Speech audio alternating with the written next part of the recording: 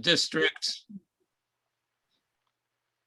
I understand New Brunswick, Edison, and some others will have dispensaries and various other facilities relating to marijuana.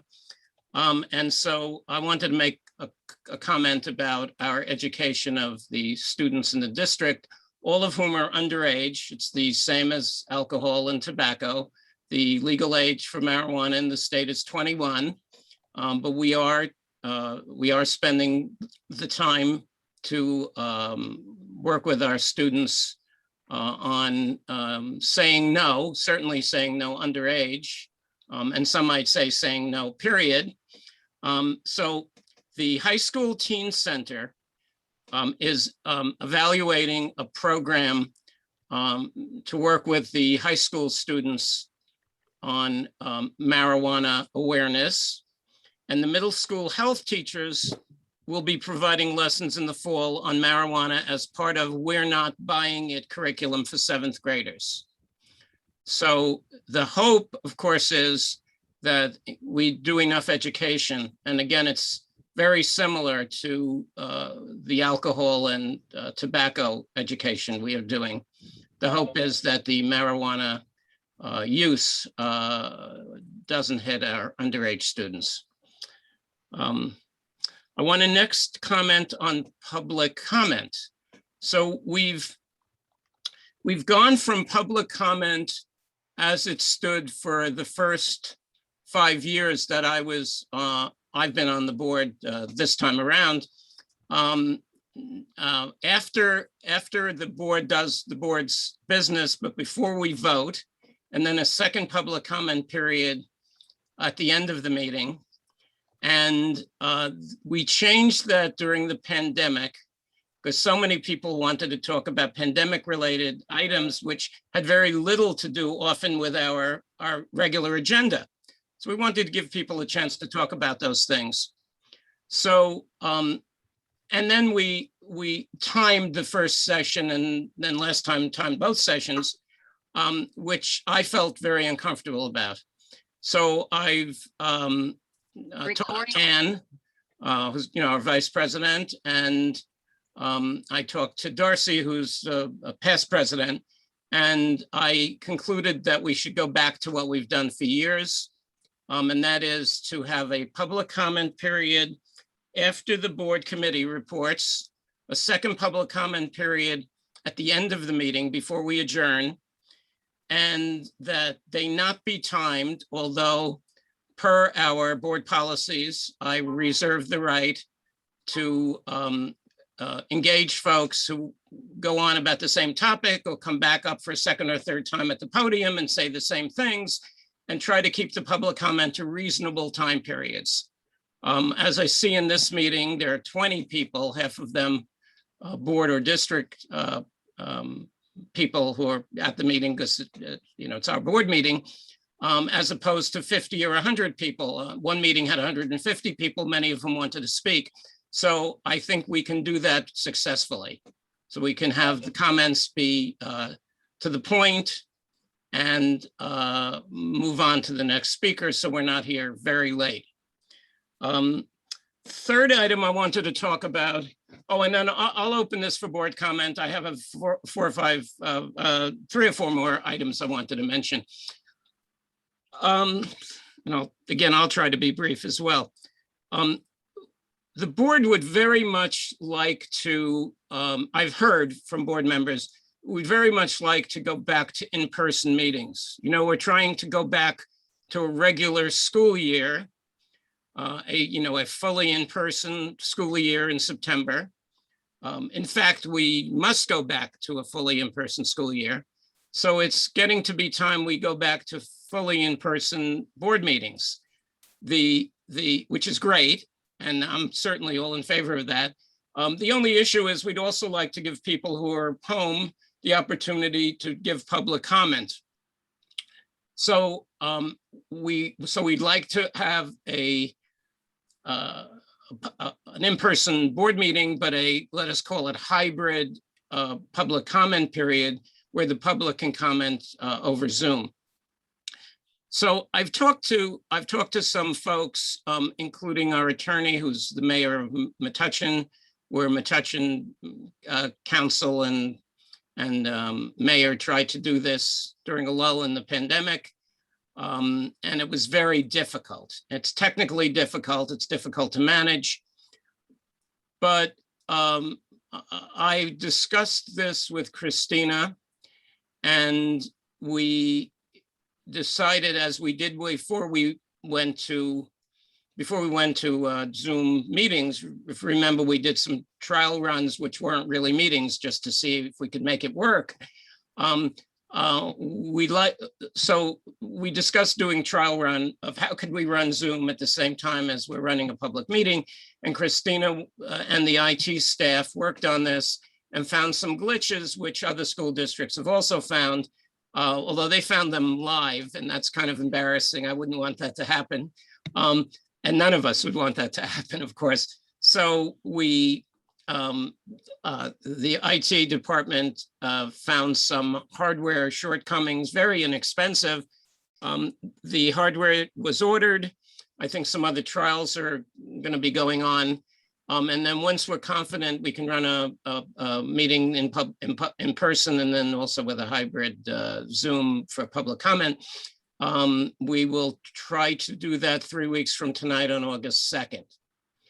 And the only potential glitch in all of that is we might have to go back on August 24th to an all Zoom meeting, depending on availability of board meetings in the summer, after many of us have not taken a vacation in 2 years.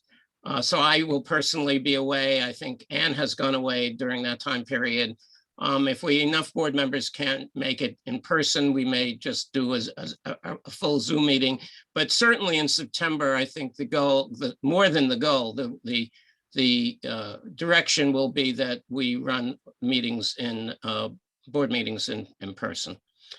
I wanted to mention then briefly that we have had a meeting with the borough. We have rolled up our sleeves and sharpened our pencils, and it appears that between the borough and the school district, we can find enough money to redo the field and the track and the lighting.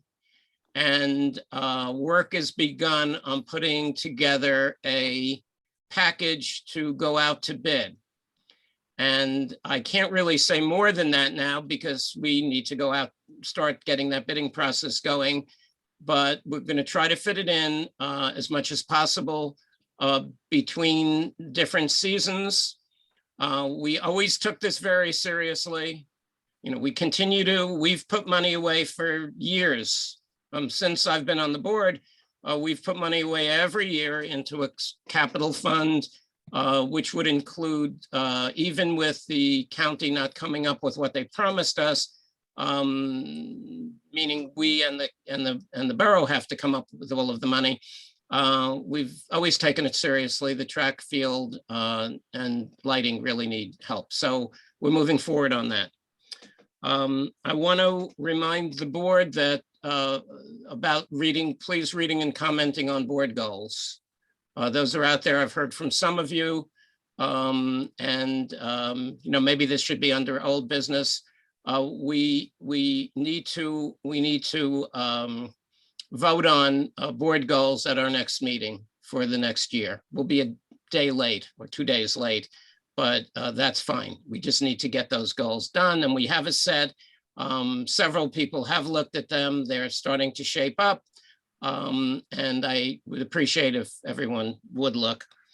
And then the last thing is that I was a participant this morning, as was Dr. Nicosia, in the mayor's COVID-19 task force. And we discussed the state of the disease in Highland Park. The numbers are extraordinarily low. We've, I think, not had a case in Highland Park in almost a month. The number of cases over the last 2 months, once vaccine got into people's arms, the number of cases plummeted. I think I counted like 4 cases in the last 5 or 6 weeks, and Before that, 6 or 7 cases the month before. And we were seeing those number of cases every day, in some cases more than every day. And those are, cases for quite a time. Also, the number of vaccinated people in Highland Park is quite high. We have more than 70% of adults, that is 18 and older, but also 12 and older, who've more than 70% have had all their shots, and more than 80% have had at least one of the 2 shots that they need. And if you couple that with the number of people, who have had COVID-19, so they have immunity from COVID-19, the numbers are probably now in the high 80s or even low 90s, which makes it not a great surprise that we're seeing no cases. And again, I think we haven't seen a case in like 25 days. So this is really boding well. I think it's very important. And I know Chris wants to ask a question and say something about this as well. He and I talked earlier. It's boding very well, but everyone needs to get vaccinated. It's time. And hopefully the CDC will open vaccinations to kids under 12, which will make our job in the schools even that much easier. And with that, Chris, I know you had a question and a comment, or certainly at least a question. So why don't you ask away, and we can, and that's the last of my comments. So after that, if any board members have questions or other board members have questions or comments. Yeah, okay, yeah, thank you, Mark. Yeah, I just wanted to make sure we're being really clear with parents and guardians about the CDC policy, how it's different in terms of how it treats vaccinated versus unvaccinated students. So maybe, can I just summarize and you can tell me if I'm representing it correctly? Sure, of course. Dr. Nikoji, so the close contact rule is 6 feet within for a period of 15 minutes, right? And if students are, if they find out that they are a close contact and they're vaccinated, then they can stay in school. But if they're unvaccinated, then they're supposed to stay home for 2 weeks. And my understanding is that that includes athletics and things like that. Is that right as well? So, I'm just foreseeing a possibility where, we could have a student who's sick and they've ridden on a bus to, a game or something like that. And then all of the students who are on the bus with them, or a large part of them, could potentially be classified as close contacts. Then that would put those team members out of commission for 2 weeks. A lot of those games might just have to be canceled. Am I interpreting the policy correctly? I believe you are. Yeah. I believe so. And, the hope is, of course, that we'll put policies in effect, which we're working on now. There's going to be a central leadership team meeting within the next month to decide on the specific policies, because again, the CDC and the state have allowed schools to decide policies on masking and reporting and, all of that. But it will be something like that. And hopefully we can mitigate this with, perhaps masking in places where it's more appropriate, where people might not have been vaccinated, like young children, perhaps. Right. And it's also fully vaccinated, right? Yes. So for example, I noticed the athletic schedule starts on August 26th. In order to be fully vaccinated by that time date, parents really have to get the students vaccinated this week almost, right? Or within the next week or two, in order for that not to be a possibility. They would be excluded from all activities for 2 weeks. Okay, Thank you. Yeah, that is correct. And we will be coming out with specific policies more than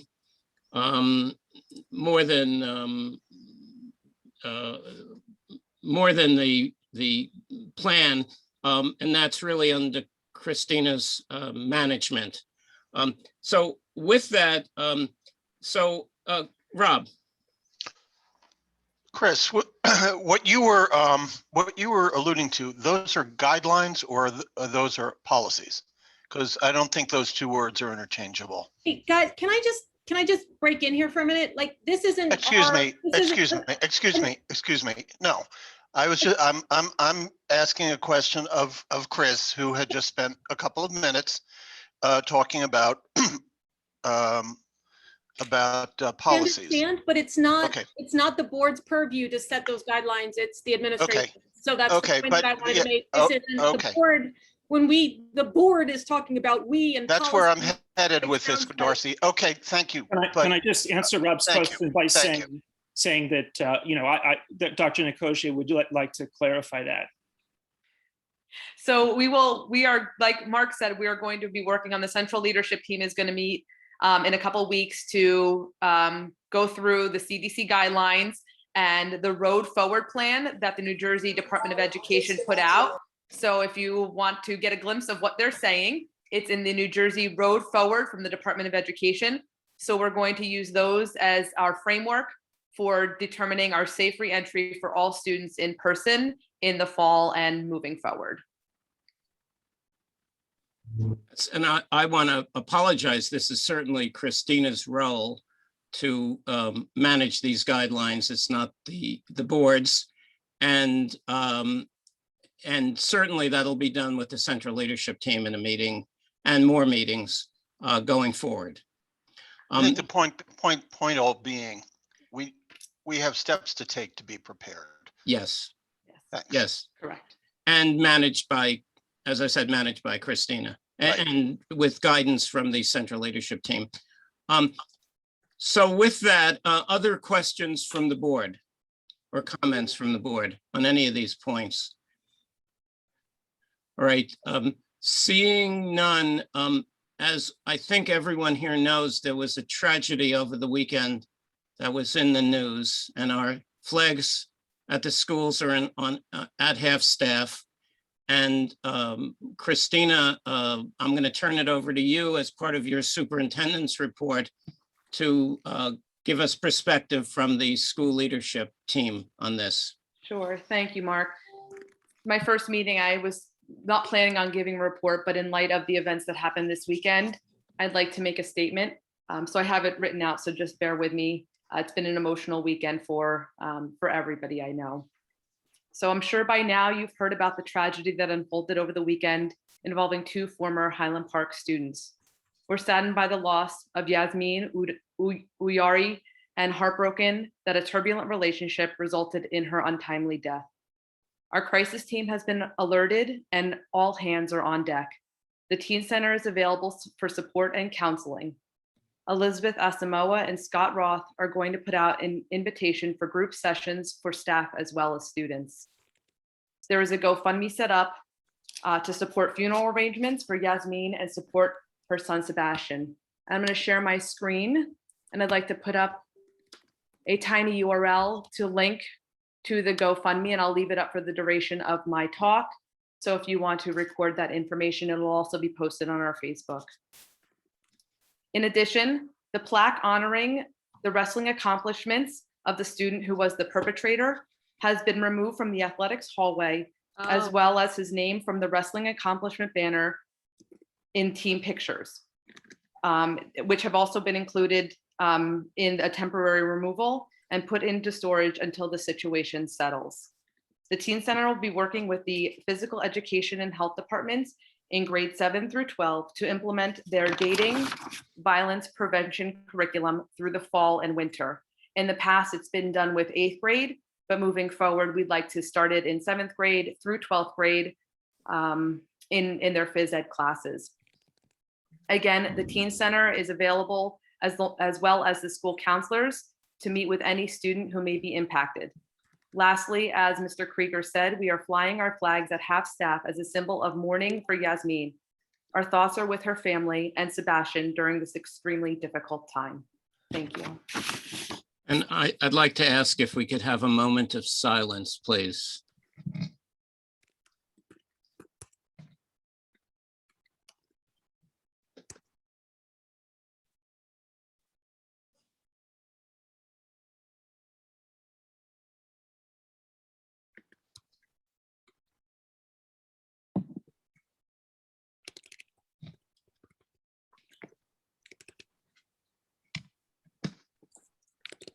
Okay, let us move on then to the board business.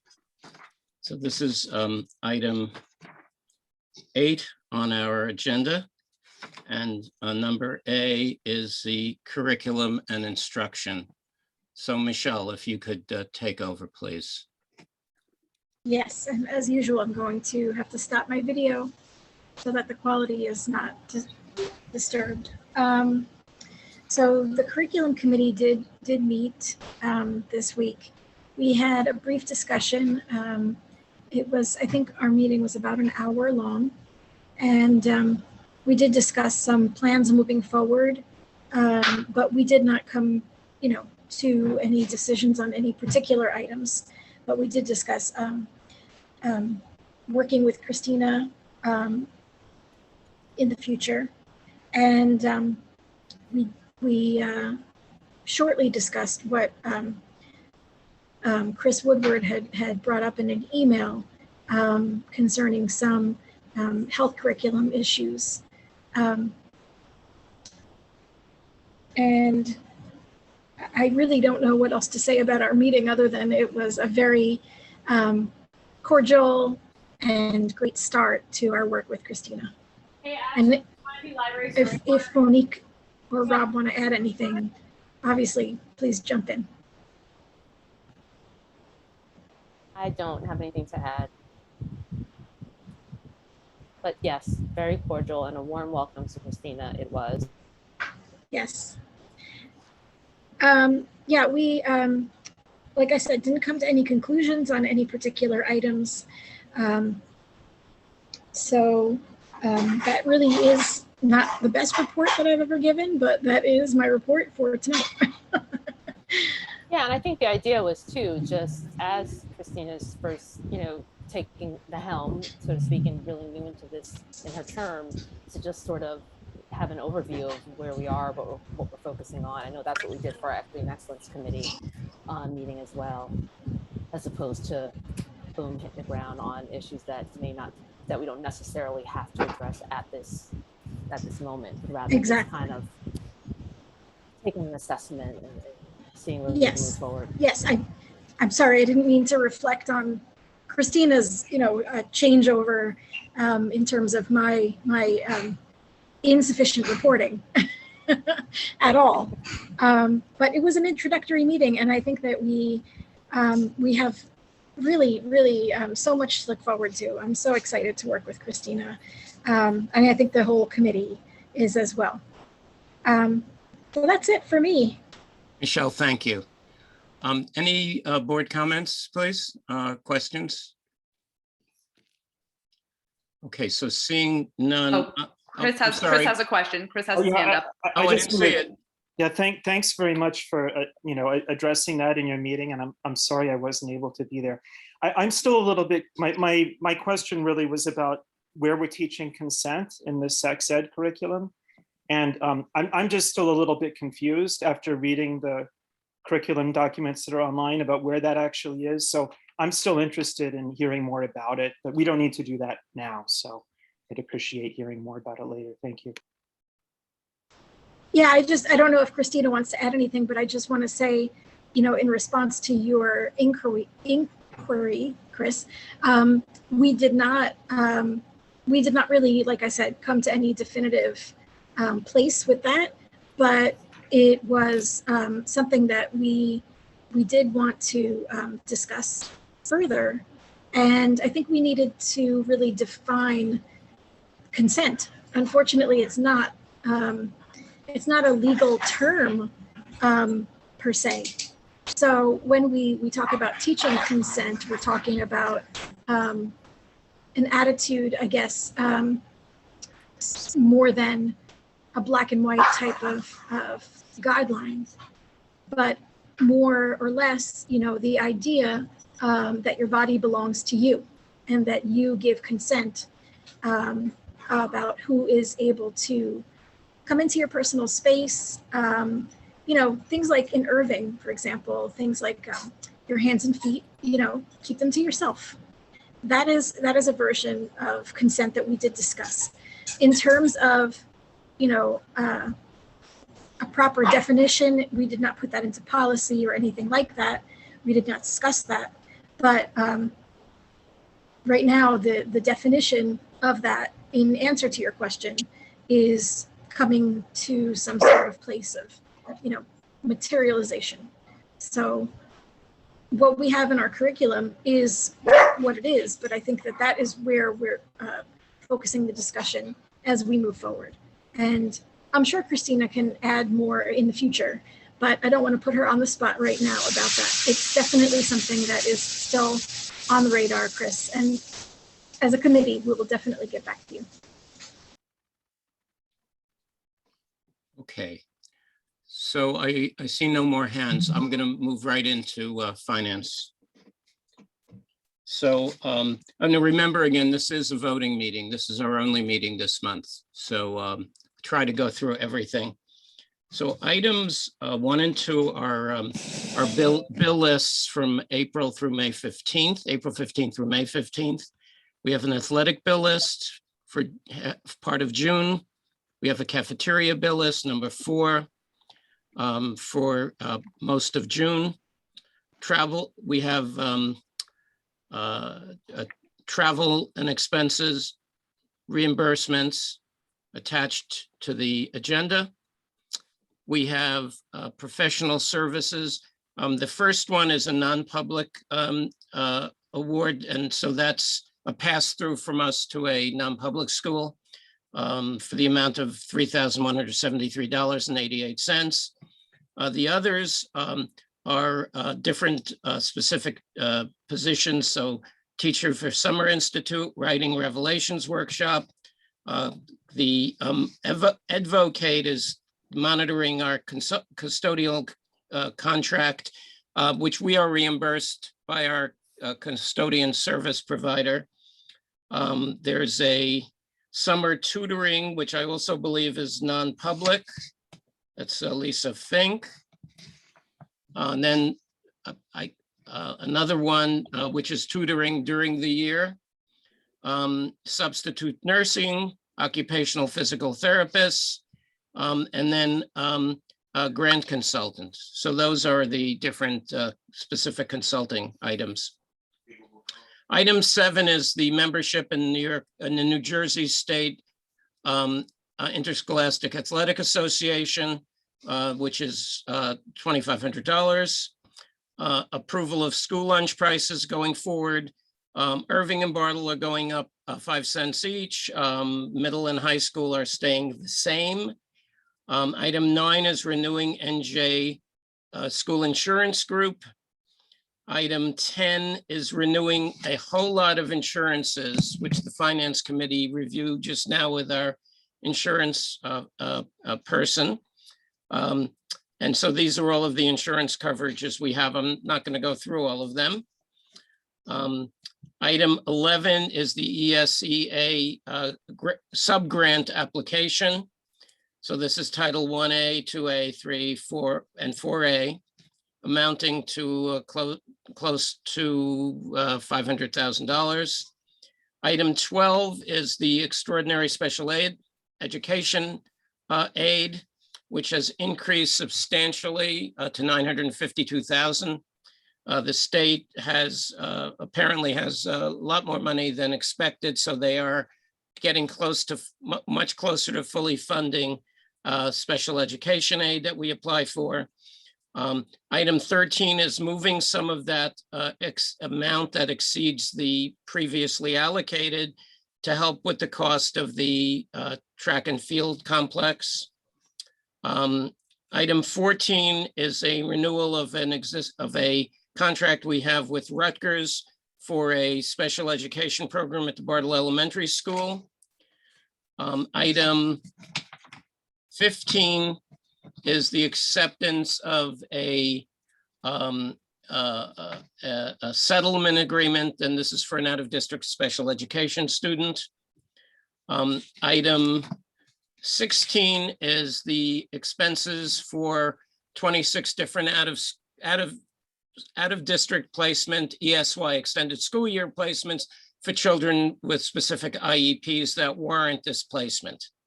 And that is the whole finance list. Finance Committee did meet. I think in this agenda, we covered everything that we talked about. And I'll be putting out some minutes later in this week for for everyone else. So any questions from the board? Marilyn, please unmute yourself. Yeah, of course. You got it. Okay. Been doing this for so many months and I still don't remember. Just a question on the non-public. Which one is it? The one that doesn't, which numbers don't relate to us, but we have to pass it through? The pass-through is certainly the number 6. The first item is a non-public tutor. That's what I was questioning. I think what that was. And so is this whole list not ours really? Because you have a few non-public tutors. That means something to a non-public school, right? Yes. Okay. That's the only one, is that since number 6 is all the ones on number 6? No, just that one is a non-public. No, it's Cheyenne Levy and Lisa Fink. Lisa Fink on the end of page 4. And the beginning Lisa- of page 5. Right, Lisa Fink is a non-public tutor. Okay. Is there a reason why we maybe couldn't separate it so we know what's ours and what's? things We that just we're- always put, as long as we put non-public there, it's very Okay. clear. Okay, okay. Just Okay. question. Thank you. Michelle, you have your hand up as well. I just wanted to ask, I guess I wasn't listening too closely, but the Bartle School, there was an item for Bartle School. I didn't hear what it was, so I just wanted to know what that was, if that was the playground that's been brought up. No, we didn't discuss playground. Okay, You know, the only thing with Bartle and Irving was the school lunches. That's the only time I brought them up. No, if I can interject. Yes. You also brought up the Rutgers University. Oh, yes, I'm sorry. That's right. There's we have oh, a special ed program for 4 students at Bartle, which we do with the Rutgers organization. And so that is, let me get that in front of me. Number 14. number 14. It's number okay. 14. So that's the University Behavioral Health Care provides services and staff to help us run a program for 4 students at Bartle. Okay, wonderful. Yeah, it's been apparently very successful, and also is not more costly, certainly, than sending those children out of district, especially since we're not transporting them. They have real needs, and putting them in the bus and transporting them a half hour or hour away when we could do it in our school has really been a positive experience. Absolutely. Thank you. You're welcome. Okay, and any other questions? Okay, so Chris, you're going to do personnel this evening. Yeah, thank you, Mark. So we met on July 6th and mostly discussed confidential personnel matters. The one thing that we did discuss, just to inform the other board members, is that as far as hiring leadership positions in the district, we're going to have just one board member representative attend the penultimate meeting, and not take part in the decision, but just as sort of an observer to sort of get a sense of what's going on. And that's because of the recommendations of the state recommendations from the ethics committee. But if any other board members are interested in serving as the board representative on some of these positions, I'm sure you could get in touch with Anne and see if that could be worked out. So on the agenda, items 1 and 2 are pretty standard. 3 through, I think, 11 are resignations. So we thank all those people for their service. Ms. Dawes, the admin assistant in the business office, is resigning. Megan Perry, paraprofessional. The math teacher, Ms. Lopez, and the school psychologist, Ms. Dickerson. And item 13, Ms. Stevenson has agreed to move to the business office. Number 17, We have a new supervisor of curriculum and instruction, Ms. Saka, and I was the board representative at the final round of interviews, and I thought both candidates would have done a fantastic job, but I'm really excited that Ms. Saka has agreed to join us. And then there are a number of other items, the updated approval at the job description at the Community Teen Center. That's because of some state guidance that we had to change the job description. And she still though does have a certification to do the supervision. I think Marilyn, you had asked about that. Let's see, the other items, approval of the coaches for next year. Very excited that we're going to be getting back to a regular season, hopefully. The approval of staff. Items 27 and following, the salary figures start to appear. Some of these will be as a result of the contract negotiations that were concluded. Let's see, am I forgetting anything, Dr. Nicosia? No, but when you're done, I just wanted to formally introduce Ms. Saka, and she's prepared a few words to introduce herself to the board and other members on the meeting today, other community members. Yeah, are there any other items that I should highlight from the agenda? Nope, I think you hit it all. Okay, most of them are reappointments and other similar things. Yes. Thank you. So does, before we move on, do any board members have any questions on the personnel? And then I'm going to turn it over to Christina for just one moment to introduce Lisa. Ms. Saka. Anyone? Okay, so Christina, why don't you say a few words, please? Thank you. So like Mr. Woodward said, we had Highland Park has a pretty rigorous process for identifying and hiring administrative team and really all staff.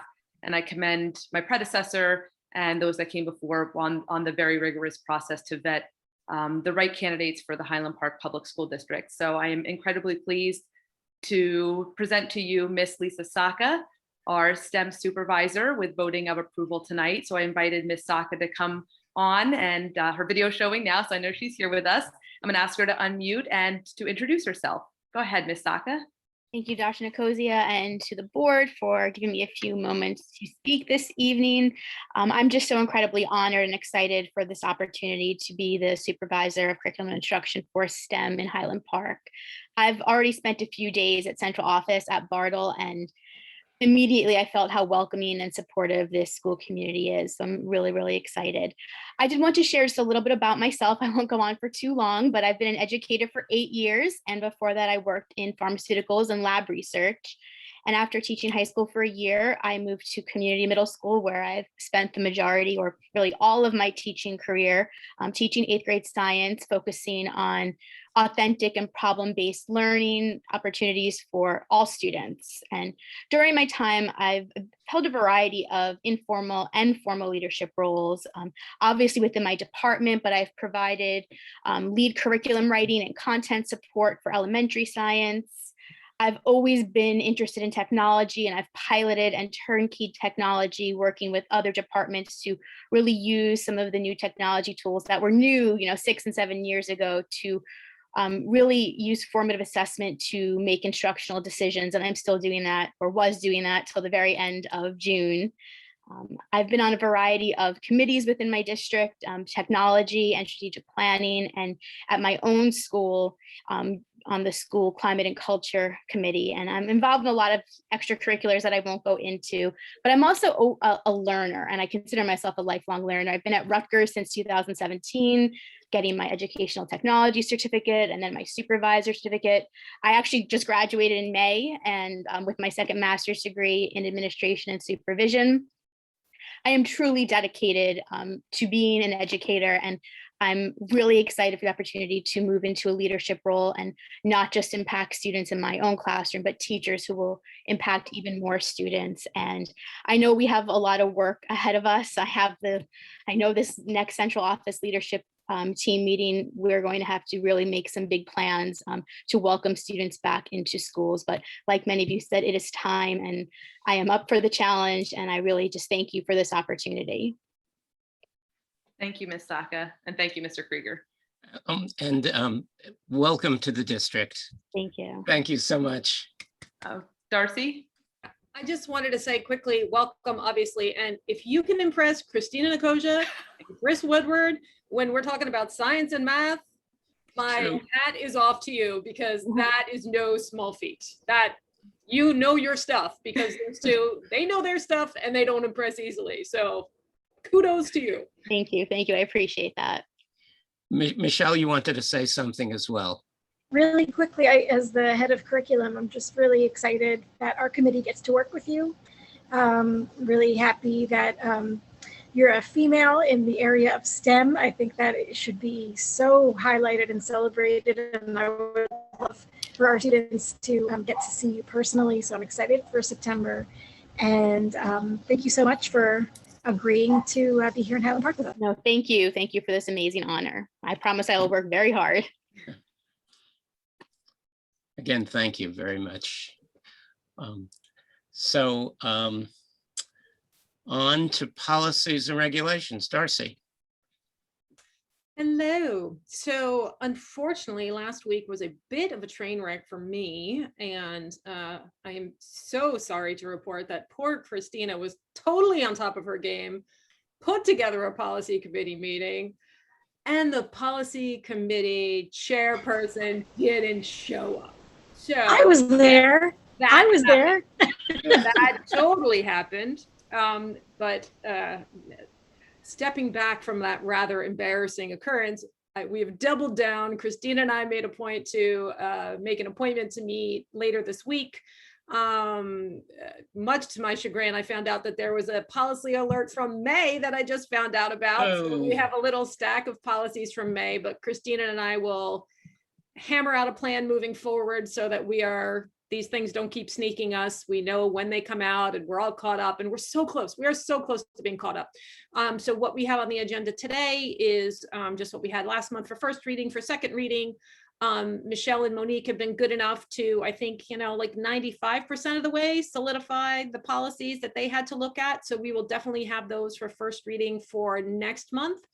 And interestingly enough, the policies, I did go through everything from that May policy alert already, and I'll look over it with Christina before we put it out to everyone. But in the last two policy alerts, personnel skated off very easily, and this time they're kind of all personnel policies. So it all kind of balances out. We've got a couple for policy, a couple for finance, and then really the vast majority of them lands on personnel. So Christina and I will take a look at those. Susan's already done her magic and done the merges and put them all in a file. So we're in really good shape.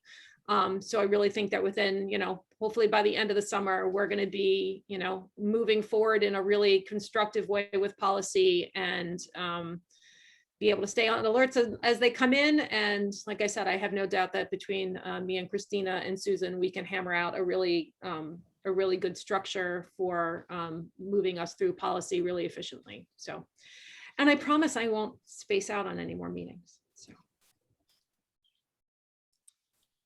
Okay, did anybody have any questions about any of those policies?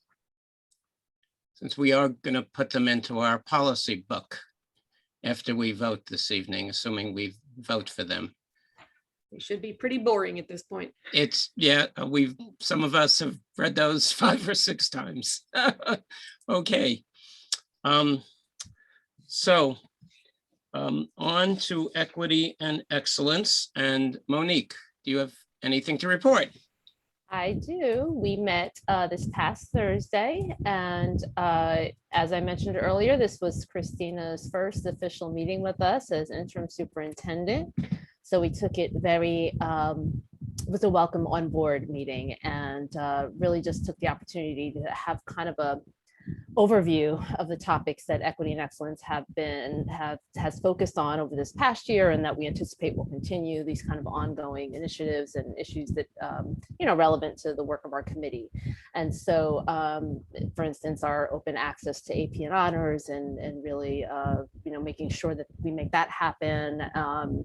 We talked about our restorative justice and our discipline equity initiatives, and just the way that our committee kind of continues to receive updates and provide support to initiatives in that area. We talked about the National Honor Society initiative to increase diversity there. And just the ongoing work around social justice and anti-racism in the district through curriculum and special activities and our professional development. So those are just some of the big issues that are, again, sort of those standing topics, I think, that Equity and Excellence addresses.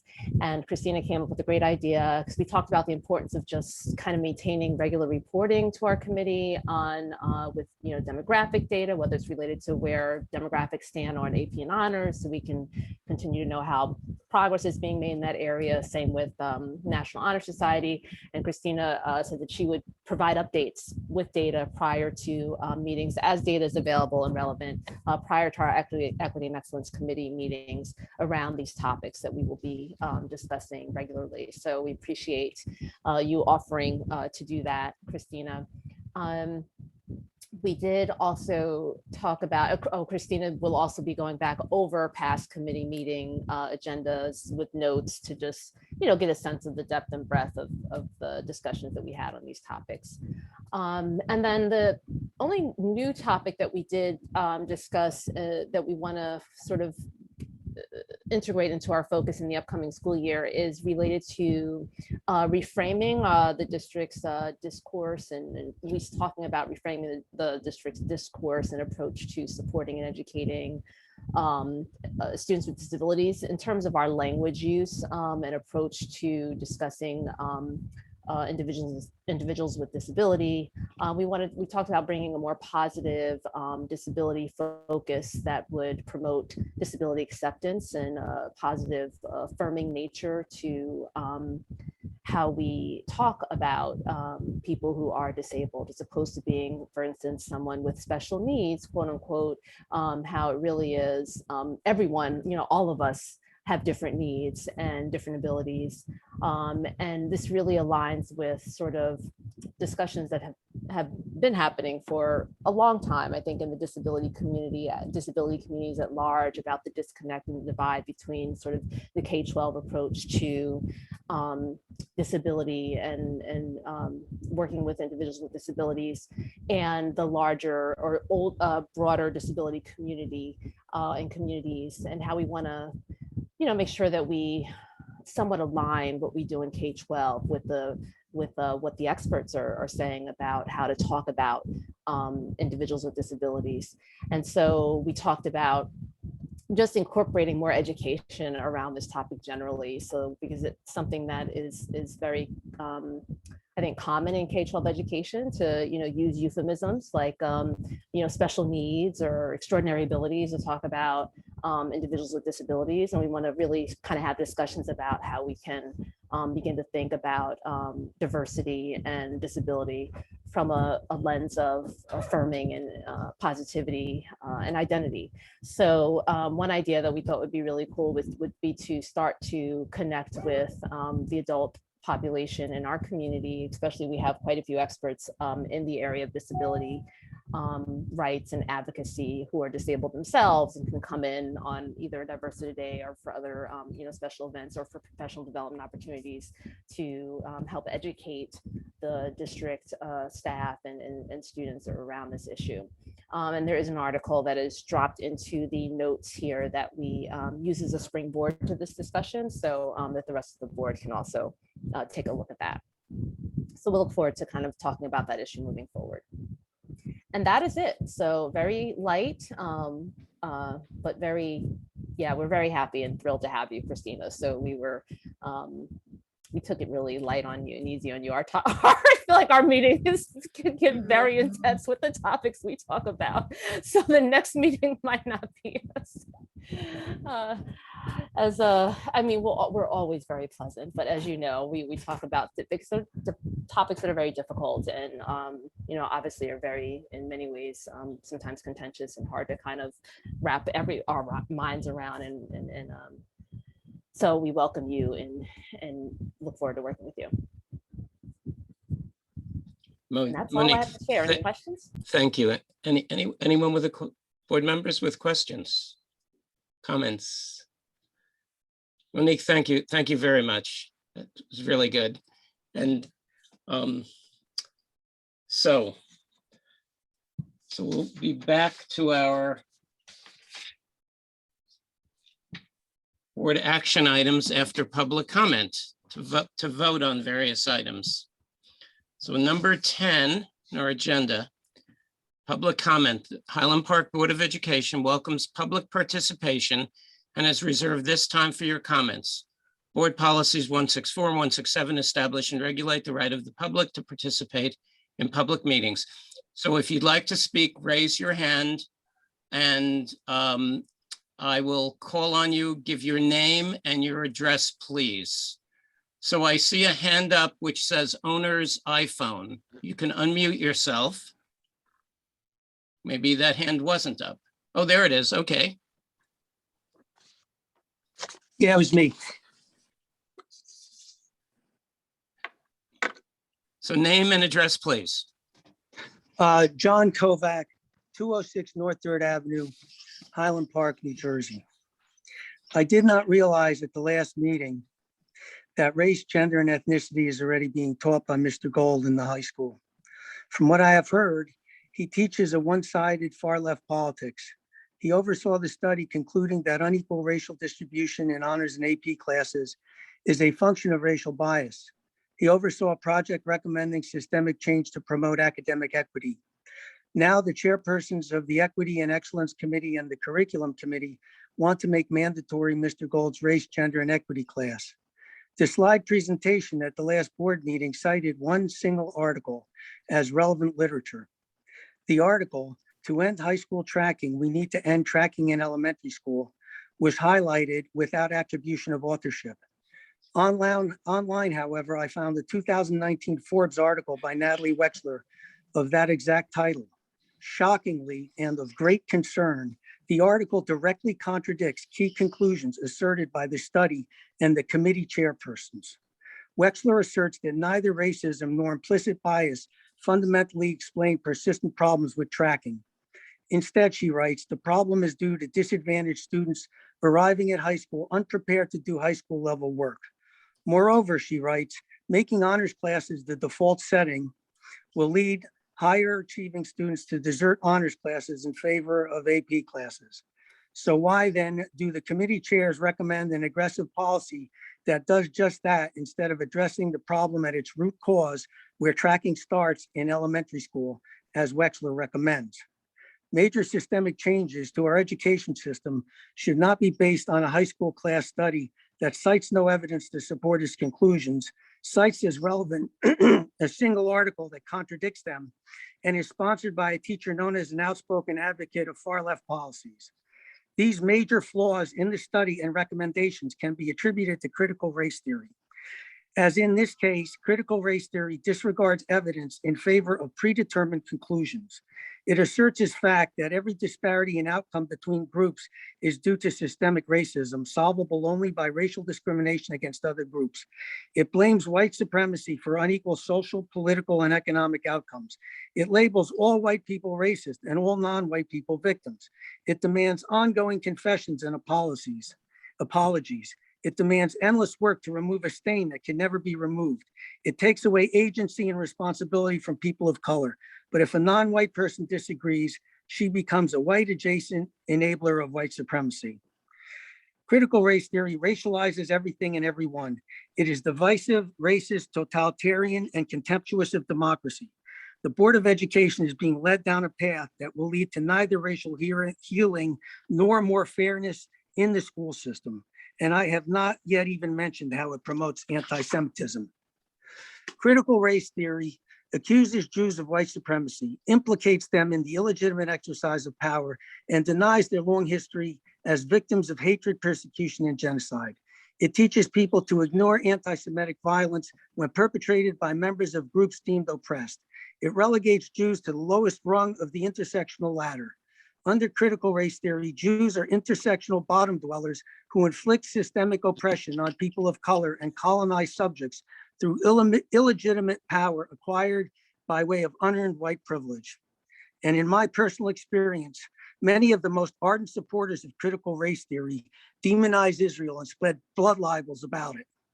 I am concerned about the troubling increase in anti-Semitism in recent years, which increased exponentially over the past 2 weeks, or past 2 months actually, leading to multiple incidents of anti-Semitic violence. Much of this violence can be traced to the Palestinian-backed Boycott Israel movement, which has a documented history of anti-Semitism. Some of it has also involved supporters of the Black Lives Matter organization, which has joined with the Israel boycott movement to make life uncomfortable for American Jewish citizens.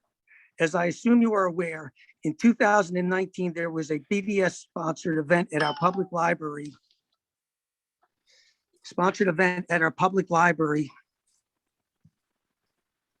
Excuse me, I lost my place.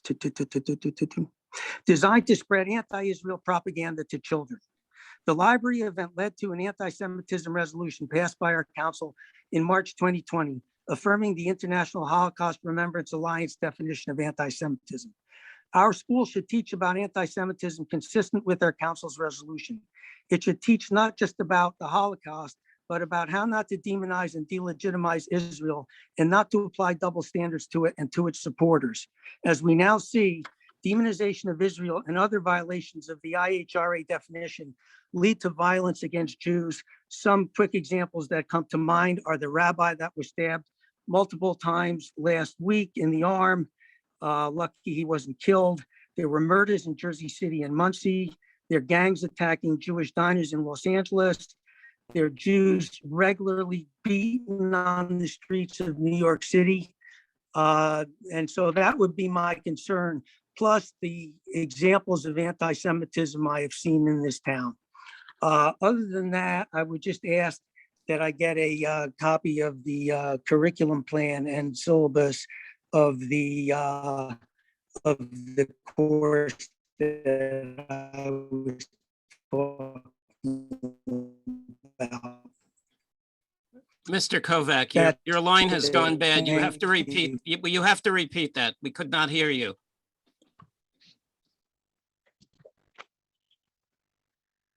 Okay, can you hear me now? Yes, repeat about the curriculum. Can you, hold on.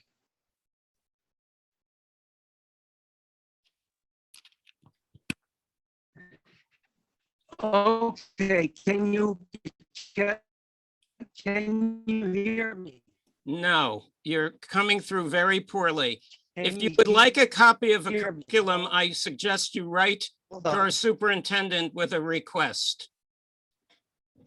Since we cannot hear you. Oh, hold on. Hold on. Can you hear me now? Yes, Can you hear me? yes. Not too well, huh? No, Hold I on, can hear. Go ahead, finish, please. How about now? Yes. Okay, where did I leave off?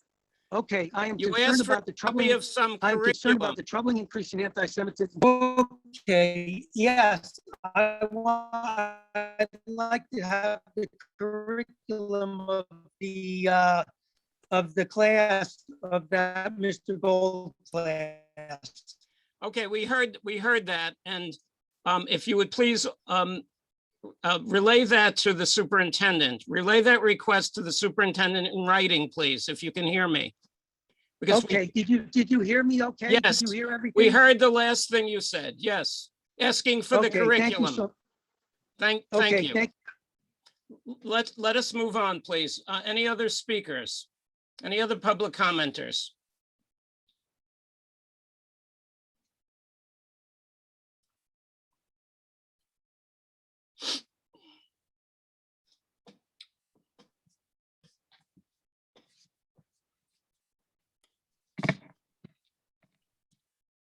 Okay.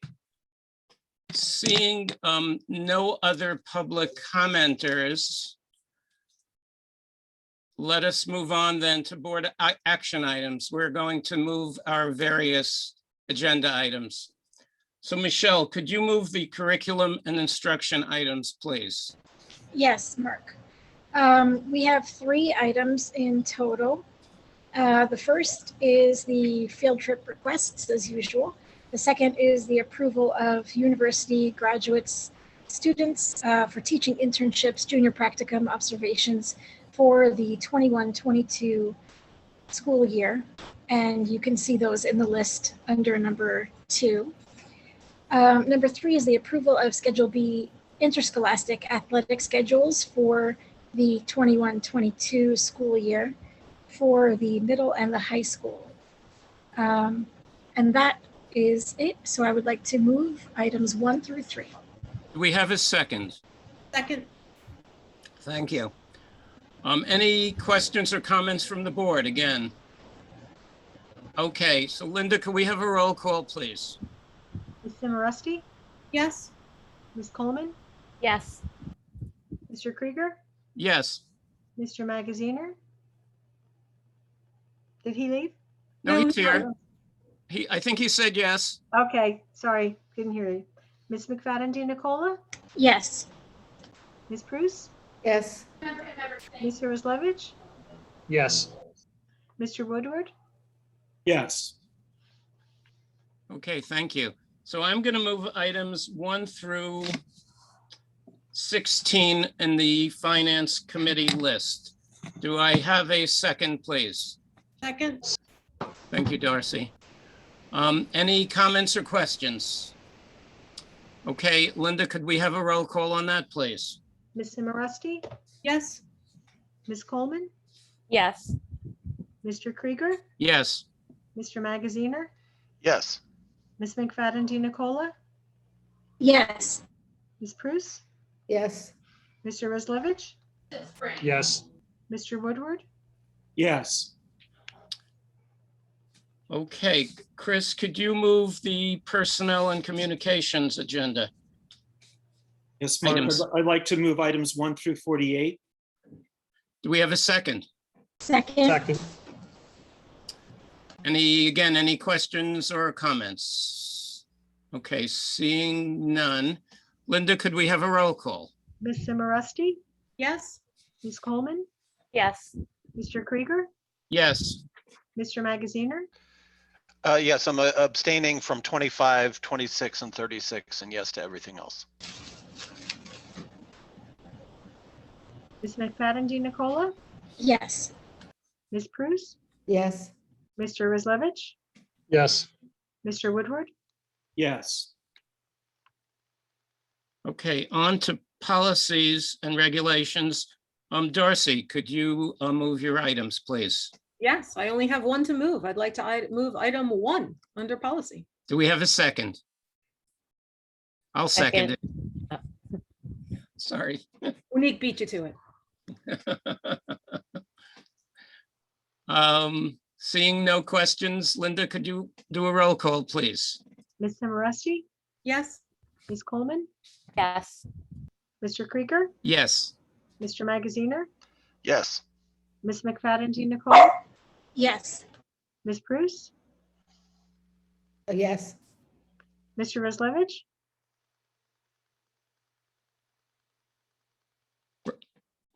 Rob? Roslevich, you're muted. Try again. Yes. Thank you. Mr. Woodward? Yes.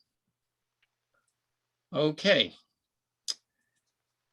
So we'll move on then to the board liaison reports. Does any board member have any of these reports? Some of these have not been meeting. Michelle?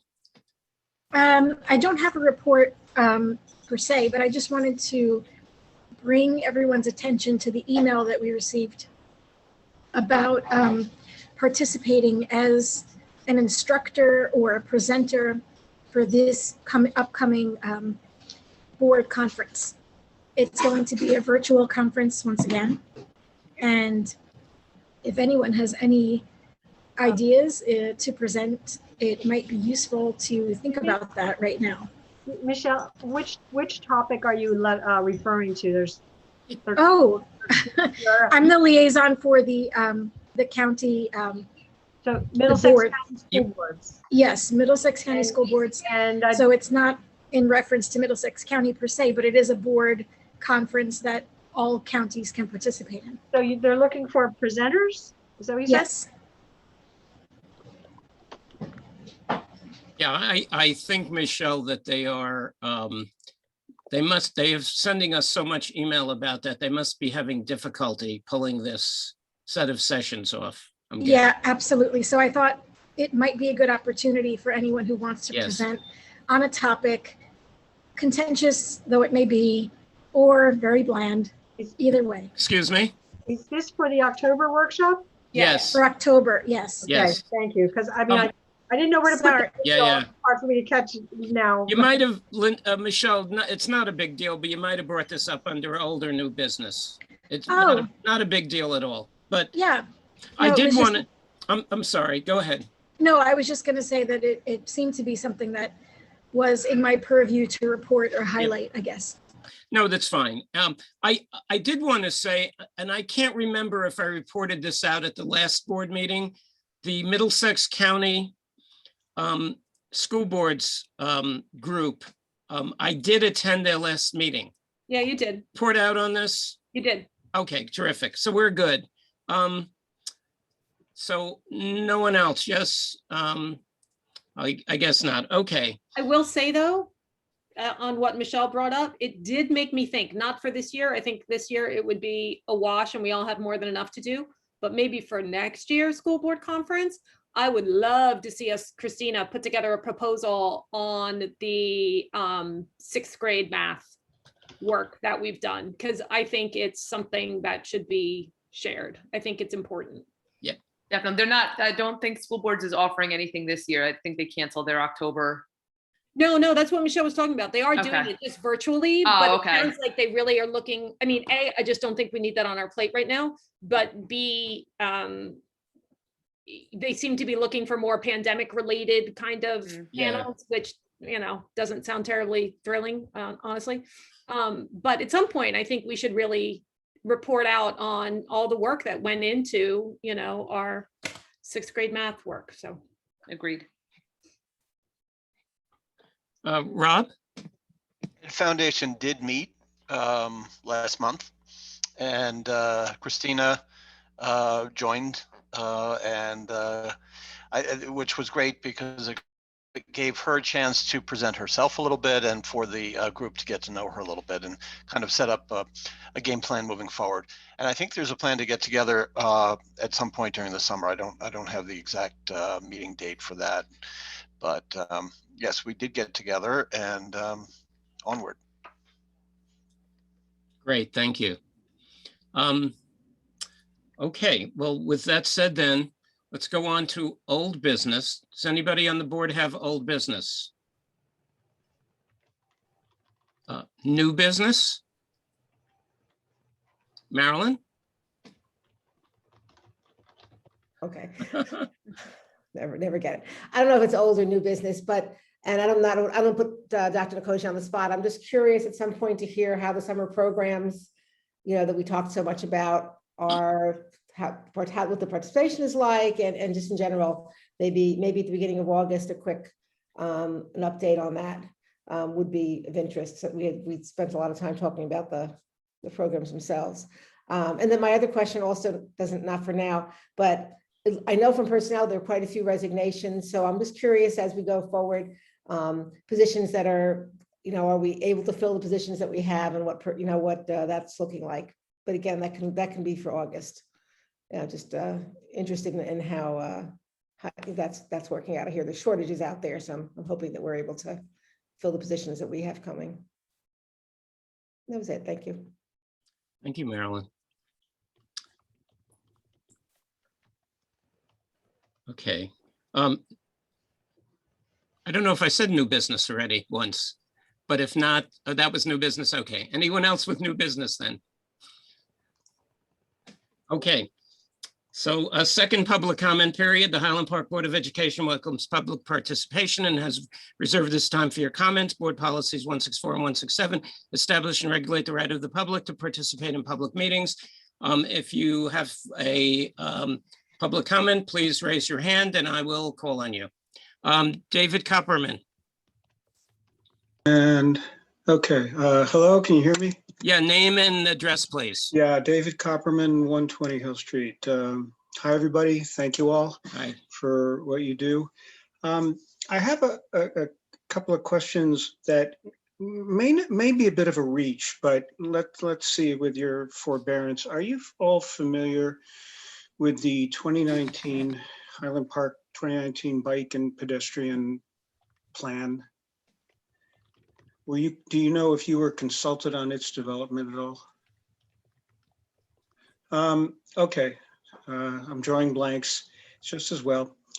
This was drawn up by a consultant on the borough's behalf and approved by the planning board in January of 2020. And I just happened on it, more or less by accident. And it makes reference to something called the Safe Routes to Schools Initiative. And it recommends from there putting together a task force, which includes a number of boards and bodies in the borough, but doesn't mention the school district or the Board of Education. So you're not aware of it. Okay. I want to draw your attention to it in light of the plans for development downtown, which I'm certainly not going to talk about unto itself. It's just that these things interleave, and quite frankly, I really don't know if it would be within the school district's purview to be involved in this. However, I would recommend that you take a look at this plan, because it does talk a great deal about improving safety and increasing bicycle usage and also pedestrian traffic to and from schools. It makes the point that a great number of children in the town are driven to school in spite of the small size of the town. So I would suggest you take a look at this. I don't know of anything that's been done about it since it was published and approved a year and a half ago. As a former systems engineer, I consider it to be very problematic in a number of areas. But again, since they're invoking child traffic, if you will, to and from the different schools, and what it would take, according to this vision, to improve it, is something you might want to be aware of. And I'm also wondering if you've had any discussion about the new adoption of regulations on electric scooters in town. The Borough Council just passed regulations on this. This is traffic. You've probably seen a number of people coming to and from New Brunswick on scooters, and they've now mandated the scooters have to be ridden in the street, even on Raritan Avenue. They make no distinction between the main business thoroughfare in town and local residential traffic. They mandate that anybody under the age of 17 has to wear a helmet when they're riding a scooter, but that's it as far as safety goes. Now, this does get into all the question of the firewall, if you will, between borough government, school district, and of course, the question of to what degree the district is or is not in loco parentis when you're talking about kids out on the street on electric vehicles. So I'm sort of broad brushing a lot of stuff here and throwing stuff at you that you've never seen before. I could perhaps send you a link to the document if you're interested in some comments that I put together for the Safe Walking and Cycling Committee, because I consider the plan to be particularly problematic with regard to bicycle traffic, which they have touted to a fair degree. Otherwise, I guess there really isn't a question, is just more, this is some of what's going on in town. And I honestly don't know from my own school board experience to what extent the district may want to or should be involved, but clearly you've been excluded from all of these discussions. And the task force, which they claim to have put together, they expressly say in the document, makes no mention of the school district. David, I would be interested in getting a copy of a link to the document or a copy of your comments to that document. I will do so gladly. And we certainly are trying to work more closely with the borough. Some of the work that's going on towards the athletic facility, the field and track and field and lighting complex, doing that jointly with them. Some work with the COVID-19 task force, which I was invited to for the first time this month. Just this month, okay. No, well, Scott had been going and Christina is going as well, but I was interested and I was invited, personally to go to the meeting. And we are really trying to work more closely with the borough. I think I can only speak for myself, but I have really tried my best to stay out of the current discussions of the redevelopment. I think inappropriate, certainly with the position on the board and board officer, but I'm certainly reading about it, and we all are reading about it in the newspaper and keeping track of it. And certainly as it applies to the number of students we might see in the schools, which I think you and I have corresponded about. So, but I'd very much like to see what you have, and that would be helpful on the bicycle side. I'll send that along at close of meeting. Fantastic, thank you. Thanks, everyone. Thank you. Any other public comments, please?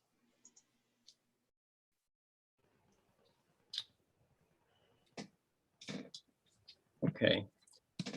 Seeing none, I'd like to move to adjourn. Do I have a second? Second. All in favor? Aye. Aye. See you soon, people. Okay, good night. Bye-bye. Good night. Good night. Thank you all.